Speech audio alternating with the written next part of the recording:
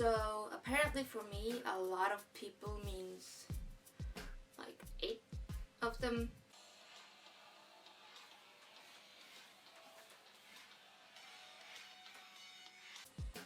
A few days ago, maybe 2 days ago, I wrote a post on Tumblr asking how many of you would actually want me to show you how to make the bruise that I did. Yeah, maybe I got like 8 people saying that, yeah, that's so cool, or oh god, yeah, I'm terrible at this, so maybe you could help. I'm hoping that I can. Truth be told, I'm not that good at this, since the bruise that I made was actually something I was like, I saw it on YouTube and this person had a bunch of like VFX makeup and stuff and it was amazing, and I was like, well, couldn't you use those colors in watercolor? So it ended up with me running down to the store buying this palette. Yeah, professional, am I right? So I'm gonna try and show you how I made the bruise mark. Maybe you can use this for Halloween, or if you're just really bored and want to piss off your friends or family. You know, whichever works best for you, I guess. I just want you to know that I am in no way an expert of this, and this, since it's watercolor, it only lasts, like sticks to your skin for like a few hours maybe, so it's not the greatest, but if you want a cheap option, this is something for you.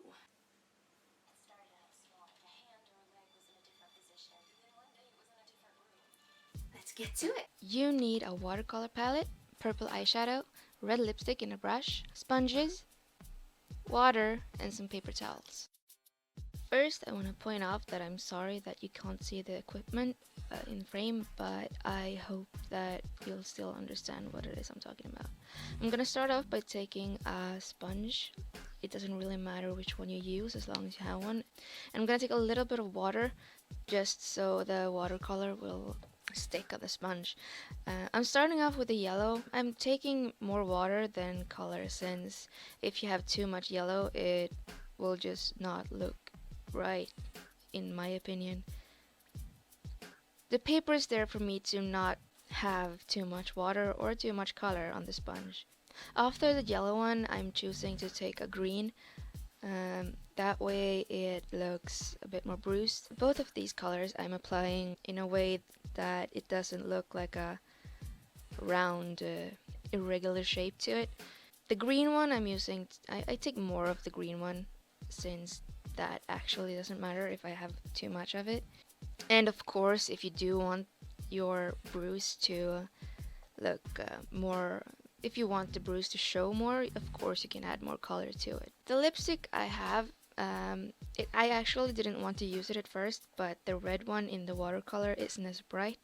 It's not as strong, so I just dab some of the lipstick on the sponge, and I dab it in a way that it looks like I've gotten bitten right in that area, or the hit is right there.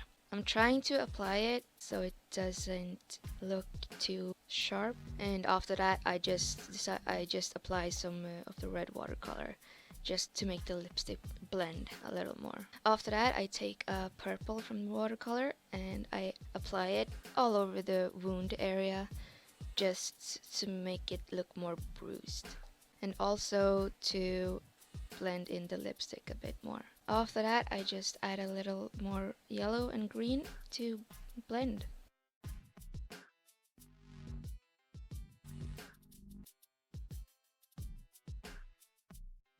After that I actually take a purple eyeshadow that I have. This is totally optional, and you could just choose to add more of the purple watercolor. I apply this in the middle of the wound area and a bit on the outside.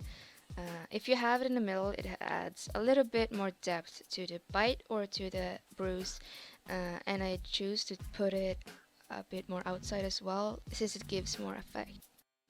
After the purple eyeshadow, I apply some of the blue watercolor I try to blend it as much as I can and not to have too much of the color since it's pretty light. However, if you add it and dab it the way I do, you might see now that it actually gives a new dimension to the bruising. It's good if you add the color, the bruising color, in a really irregular way. Because if you've ever, I don't know about you, but if you've ever looked at a bruise, it's not really in one spot, especially if it's as big as this one. And after that, I just decide to add a little bit more of the yellow and the green. And there you have it.